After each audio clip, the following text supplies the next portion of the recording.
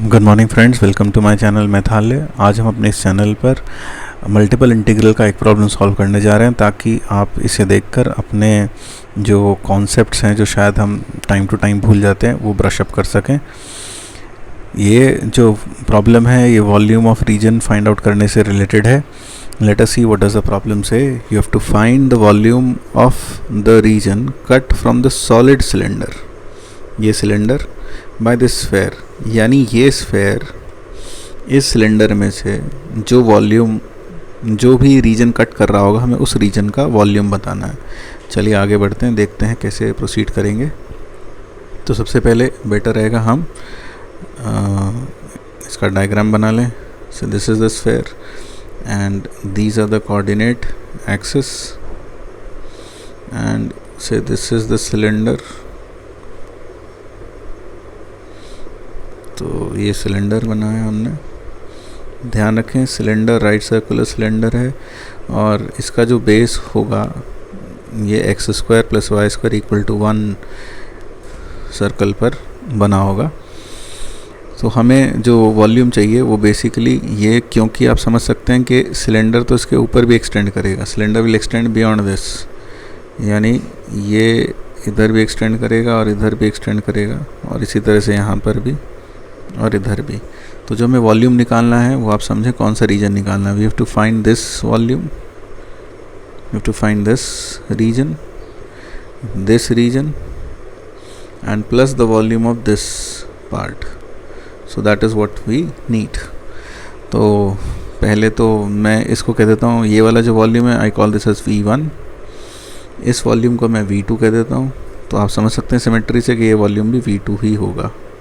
तो V1 की जो वैल्यू आएगी that will be pi are square h, pi into 1 का square into h. Now h is, ये हाइट हमें देखनी पड़ेगी कि ये हाइट कितनी है, क्योंकि आप समझ सकते हैं यहाँ से लेकर यहाँ तक की जो हाइट है वो हमें कैलकुलेट करनी पड़ेगी and that is nothing but the intersection of the these two surfaces. तो हम ये अपना वॉल्यूम थोड़े समय के लिए यहाँ नीचे लिख देते हैं, इन दोनों को सॉल्व करते हैं। तो x square plus y square equal to 1 क्या है, सिलेंडर है और ये सिलेंडर का इंटीरियर भी इंक्लूडेड है। तो अगर मैं सरफेस का इन दोनों का इंटरसेक्शन, यानी इस सर्कल की इक्वेशन देखो, इस सर्कल की इक्वेशन, तो वो क्या होगी, इन दोनों का इंटरसेक्शन होगी। That is x square plus y square plus z square equal to 4 और x square plus y square equal to 1।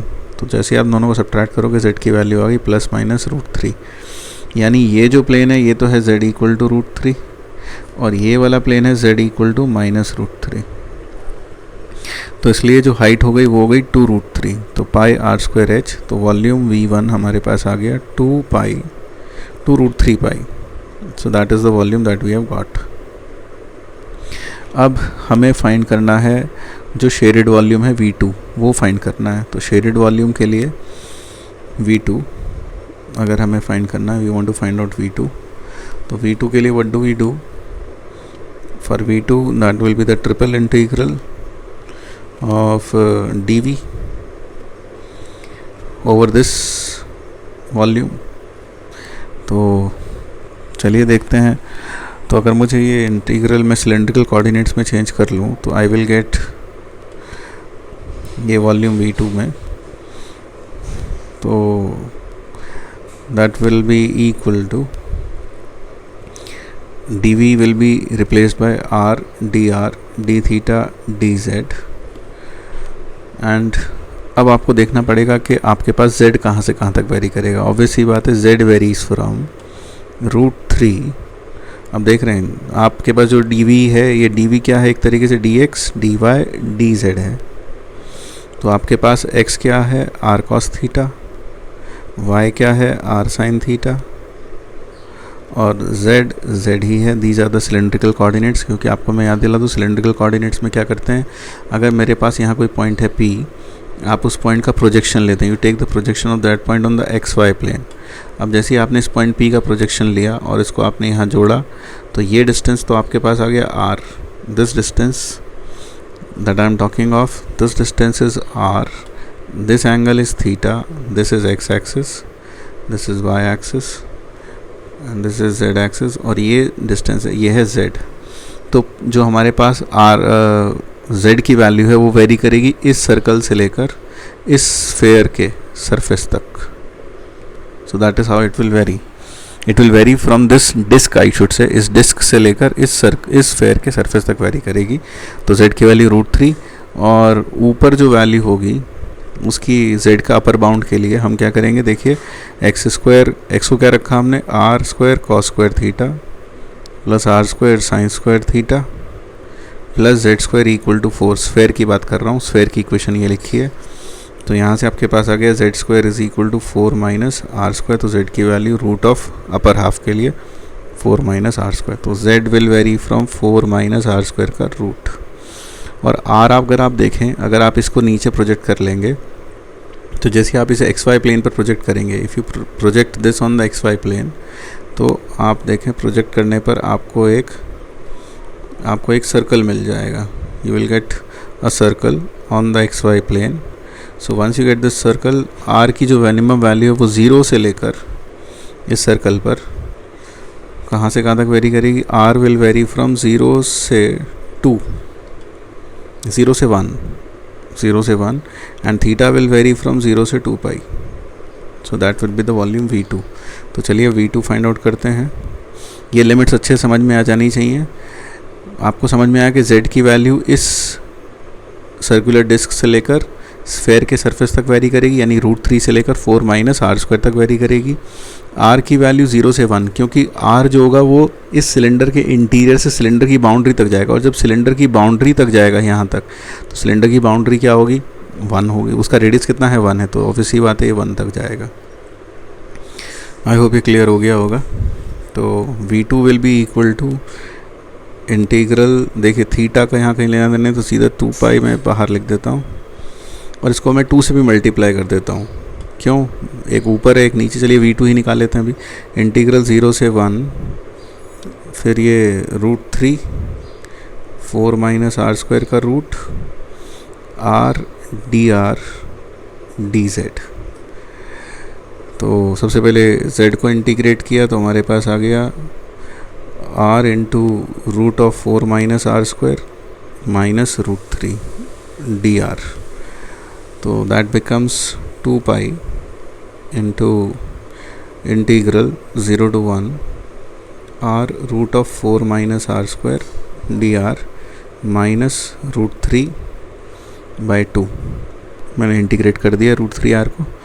और अब यहाँ पर आते हैं तो ये हो जाएगा 2 पाई इंटीग्रल 0 to 1. आप क्या करें, 4 माइनस r² को t² रख लें. तो जैसे ही आप t² रखेंगे तो आपके पास जो लिमिट ऑफ इंटीग्रेशन आएगी, लोअर लिमिट देखिए क्या आ जाएगी. Lower limit will come out to B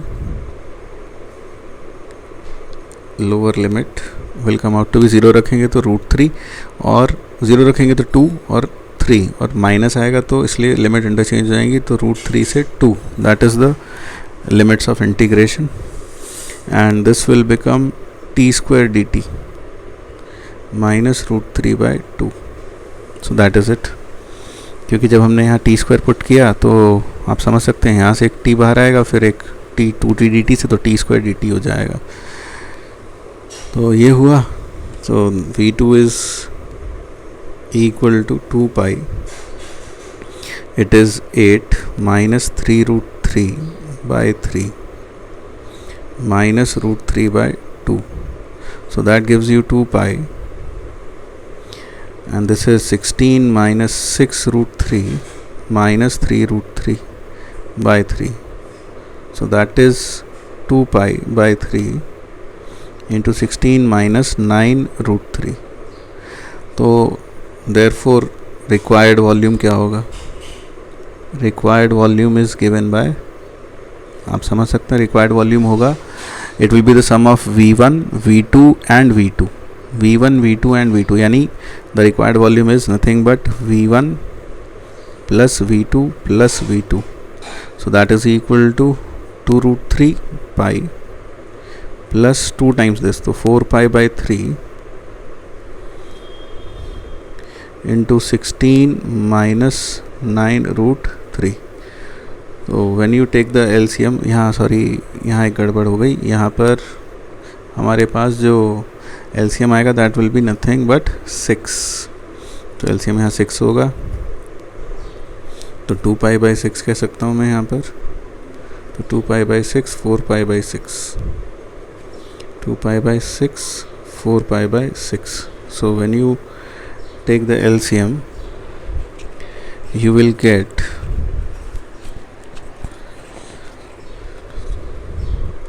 you get 18 12 root 3 pi plus 64 pi minus 36 pi root 3 pi by 6.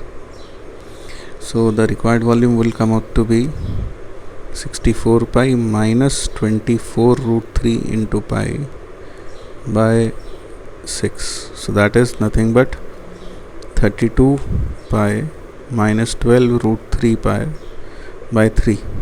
तो जैसे हम कह सकते हैं 4 pi into 8 minus 3 root 3 pi by 3. So that is the required volume of the region which is cut off by this sphere from this cylinder. So I hope इससे थोड़ा हमारा brush-up ज़रूर हुआ होगा पुराने कॉन्सेप्ट्स. तो ध्यान रखें सिलेंड्रिकल कोऑर्डिनेट्स में these are the cylindrical coordinates. और ये कैसे मिलते हैं, आप सिलेंड्रिकल कोऑर्डिनेट्स एक तरीके से पोलर कोऑर्डिनेट में बस आप z और जोड़ दें, z कोऑर्डिनेट और जोड़ दें, that becomes a cylindrical coordinate. और इनका जो चेंजिंग एलिमेंट है dx dy dz को जब चेंज करते हैं तो जो हमारे पास जो चेंजिंग वॉल्यूम एलिमेंट है वो होता है r dr d theta dz, that is the changing element. So that is how you got the volume. So एक क्वेश्चन और देखते हैं. Let us do one more problem over here. Find the volume of the region common to the two cylinders. This x square plus y square equal to 1 and x square plus z square equal to 1. तो यहाँ मैंने पहले ऐसे आपके लिए ये figure बना के रखी है. हमें ये वॉल्यूम चाहिए जो दोनों के कॉमन वॉल्यूम हो. तो आप देख सकते हैं जो कॉमन वॉल्यूम होगा वो अल्टीमेटली हर ऑक्टेंट में शामिल होगा. Every octant will have some part of it. और दोनों के दोनों सिलेंडर्स कैसे हैं, सिमेट्रिक हैं. जब ये दोनों सिमेट्रिक हैं तो डेफिनेट सी बात है कि आठों ऑक्टेंट में जो भी वॉल्यूम आएगा वो सेम होगा. तो हम क्या करते हैं, एक ऑक्टेंट में इनक्लोज्ड वॉल्यूम फाइंड आउट कर लेते हैं. So we find enclosed volume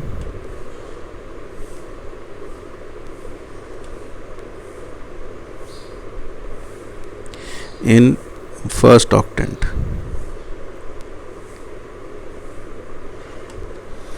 octant only. तो फर्स्ट ऑक्टेंट में ही हम इनक्लोज वॉल्यूम फाइंड आउट कर लेते हैं. तो let us find out the volume enclose in the first octant. तो that volume will be triple integral of dx dy dz and let us see how does z vary. Z will vary from 0 to root of 1 minus x square. क्योंकि z जब vary करेगा तो x Y के surface से लेकर ये ऊपर तक जाएगा, कहाँ तक, इस प्लेन, इस सिलेंडर तक. तो root of 1 minus x square. That is how z will vary. And y का अगर मैं वेरिएशन देखूँ तो y will vary from 0 to this point. तो y varies from 0 to root of 1 minus x square again. And if I talk of x varies from 0 to 1. So that would be the volume. So this is equal to integral 0 to 1 integral 0 to root of 1 minus x square. और z का जब dz तो आप इसे कैसे भी integrate कर सकते हैं. फुबिनीज थ्योरम के हिसाब से ये इंटरचेंजेबल हैं. तो पहले z का इंटीग्रल करेंगे, फिर y का, फिर x का. तो that is root of 1 minus x square dy dx. y के रिस्पेक्ट में करेंगे तो 0 to 1 minus x square dx. So that comes out to be 1 minus 1 by 3. So the volume comes out to be 2 by 3. So total volume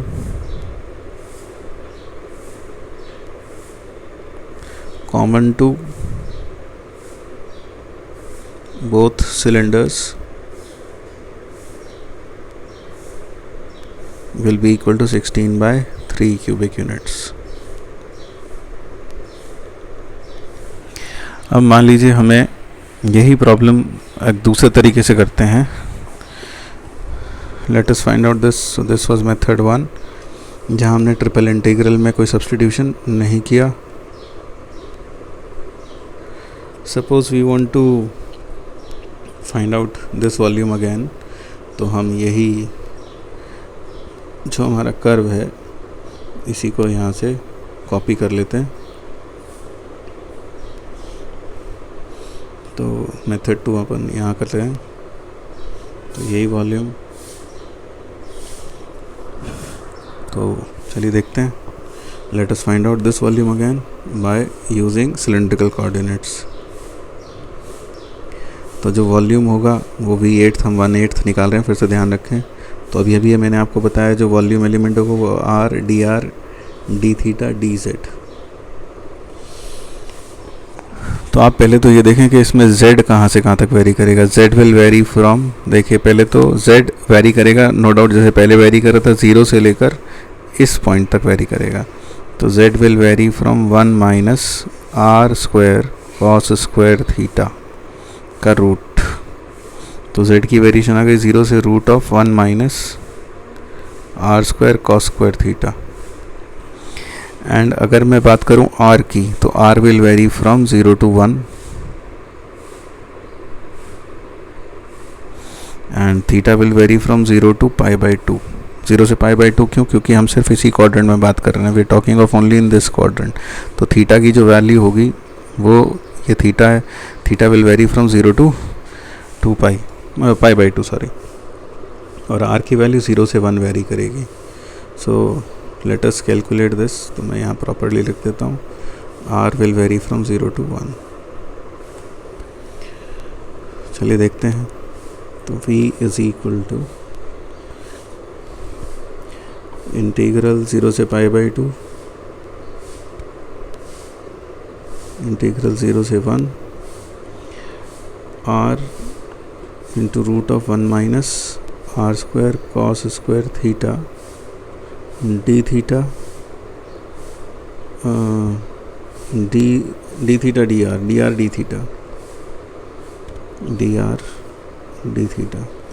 so volume will be equal to integral 0 से pi by 2. अब हम इसमें क्या करें, substitution कर लेते हैं. पहले इसको लिख लेते हैं दोबारा से. 0 to 1 r into root of 1 minus r square cos square theta d theta. So let us move ahead. तो हम यहाँ पर क्या करें, सब्स्टिट्यूशन में 1 minus r square cos square theta को हम रख देते हैं t स्क्वायर. तो आप समझ सकते हैं जैसे ही हमने यहाँ t स्क्वायर रखा तो जो डेरिवेटिव आएगा -2r cos square theta D R is equal to 2t dt. So यहाँ से हमारे पास आ गया r cos square theta D R is equal to t dt with a negative sign. तो नेगेटिव इधर ही लगा लेते हैं. तो r डी आर की वैल्यू हो गई -t upon cos square theta D T. अब limits of integration definitely change होंगी इसके बाद. सो लिमिट ऑफ इंटीग्रेशन, तो volume will be equal to integral 0 से 2 पाई बाई 2 इंटीग्रल. देखिए जब r 0 होगा तो t की वैल्यू 1 आएगी और जब r 1 होगा तो ये आएगी साइन थीटा. और क्योंकि नेगेटिव है तो ये लिमिट्स इंटरचेंज हो जाएंगी. So this will be from sine theta two 1. Sine theta two 1. r को हमने 0 रखा तो 1 आया, 1 रखा तो sine theta. And this will be nothing but t into T D T bye cos square theta. तो ये सिलेंड्रिकल कोऑर्डिनेट्स आप देख रहे हैं थोड़ा मुश्किल हो रहा है, लेकिन हाँ हमारा मेन मकसद है कि इसमें हम सिलेंड्रिकल कोऑर्डिनेट्स को अच्छे से सीख लें. सो टी स्क्वायर का जो इंटीग्रल हो जाएगा that will B t cube by 3. So it will be 1/3 cos square theta into 1 minus sine cube theta. यहाँ डी थीटा रहेगा डी थीटा. तो अब देखते हैं. दिस विल बी इंटीग्रल 0 से pi by 2 1/3 will be sec square theta minus 1 minus cos square theta by cos square theta into sine theta d theta. आप देख रहे हैं ये एक इम्प्रॉपर इंटीग्रल है, तो पहले हम इसका एंटी डेरिवेटिव फाइंड करेंगे, फिर उसमें लिमिट लगा के देखेंगे। तो let us find out the integral of sec square theta minus 1 minus cos square theta upon cos square theta into sine theta d theta. तो पहले हम ये वॉल्यूम फाइंड आउट कर लेते हैं। 1 मिनट, आई हैव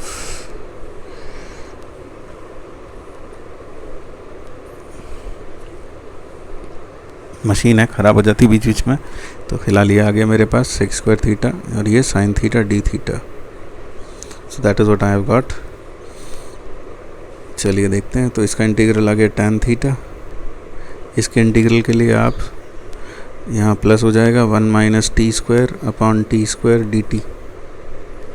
आप समझ गए, कॉस थीटा को टी रखा हमने, तो this becomes tan theta minus 1 by T minus T, ये आ गया हमारे पास प्लस सी, और टी क्या था, कॉस थीटा, तो tan theta minus 1 by cos theta minus cos theta.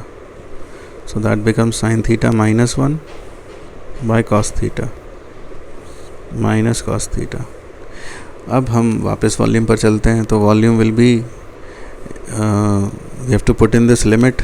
एक बार तो 0 रखना है, एक बार π/2, तो 0 रखेंगे, एक बार तो π/2 अपर लिमिट रखेंगे, तो limit theta tending to π/2 sine theta minus 1 by cos theta minus cos theta, फिर माइनस लोअर लिमिट, तो 0 minus 1 upon 1 minus 1। So that comes out to be, देखिए थीटा टेंडिंग टू π/2 पर ये बन रहा है 0/0 फॉर्म, तो लॉपिटल लगा देंगे, तो limit theta tending to π/2 will be cos theta upon minus sine theta, और ये माइनस कॉस थीटा, इसमें तो कोई दिक्कत ही नहीं, तो 0 हो ही जाएगा, और प्लस ये आ गया 2। So this comes out to be 2, क्योंकि ये 0 हो गया। तो वॉल्यूम में अब आप देखो एक 1/3 भी था, आप देखें यहाँ पर ये दिस वाज 1/3, तो वॉल्यूम में यहाँ जब हम रखेंगे तो ये लिमिट 1/3 से और मल्टीप्लाई होगी। सो that is it. So the answer would be 2/3। ये मेथड थोड़ा लंबा है, लेकिन डेफिनेटली हमने इसे 2 डिफरेंट तरीके से हमने करके देखा इस प्रॉब्लम को। एक तो आपने सिंपल, यानी हर जगह सब्स्टिट्यूशन अच्छा नहीं होता, कई जगह सब्स्टिट्यूशन फ़ायदेमंद होता है और कई जगह नुकसान भी हो जाता है, जैसे अभी इस प्रॉब्लम में हुआ। तो उम्मीद है आपको सिलिंड्रिकल कोऑर्डिनेट्स आपने अच्छे से रिवाइज़ किया होगा मेरे साथ। Thank you, meet you in the next video and please do not forget to subscribe to my channel मैथाल्य।